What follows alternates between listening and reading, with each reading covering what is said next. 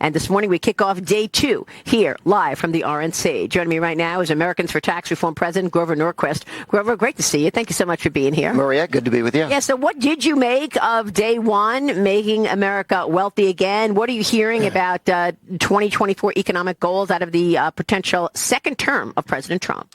Well, Trump is very clear the direction he's going. He says we're going to make the tax cuts permanent. You saw Marsha Blackburn, who handled the platform. She reiterated that twice in the platform and in her talk.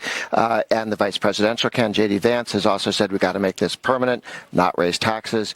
The president's laid out a very dramatic set, and he says we're going to reduce taxes further. The president suggested the corporate rate needs to come down more because It's been so good for growth, and not taxing tips.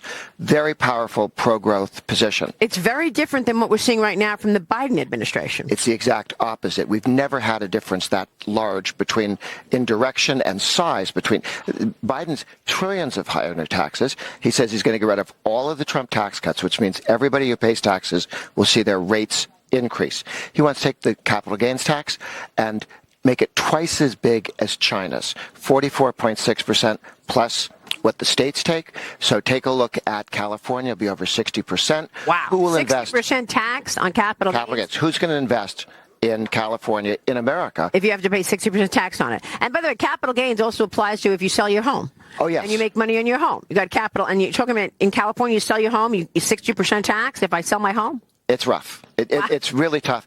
And, I mean, Biden's also for the carbon tax, as is everybody around him.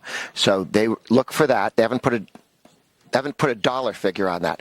But they have listed all of the taxes they plan to put down in their budget. They wrote them down like a James Bond villain. They spell out what they want to do for everybody to see. Well, I was commenting on that when President Biden first came out with his budget for 2025. It's a $7.5 trillion budget, right? No, and it includes $5.5 trillion in new taxes, which is incredible. As President Trump says, he wants to cut taxes. What about the tariff side of the story? Because that's where the globalists, their back goes up. And one of Trump's recent economic plans includes a 10% tariff on imports, a rate that could go up on goods from places like China. President Biden's 2025 budget, meanwhile, with all of those taxes, we haven't really seen President Biden use the same policies as Trump with regard to tariffs. Yeah, President Trump has said, look, he wants to use tariffs in order to get freer and fairer trade from countries that are abusing us. China's been stealing our technology.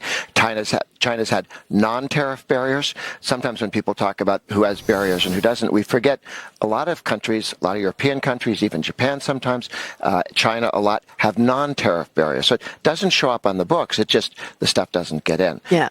And that needs to be changed. You did see the president threaten tariffs in order to get some changes in NAFTA, which is now a treaty that he's comfortable with, whereas before wasn't. So I think in that conversation, tariffs are expensive, but when you're trying to get other countries to reduce their tariffs, we need to talk. Yeah, I think it's really important to say tariffs on China is really a national security issue versus tariffs on others. You're talking about two different things because China has really abused the national security of America. But I want to get back to the tax story because you recently wrote for FoxNews.com about Trump's proposal to remove any taxes on tips on workers, saying that this will benefit more than America's working world. You write, quote, there is a larger audience, Americans who remember their early years working for tips. They see their respect and appreciation for their work shown by this tax cut, Grover. Tell me more. People say, there are 10 million people who get tips. That's who's interested in this tax cut. Think of your own life.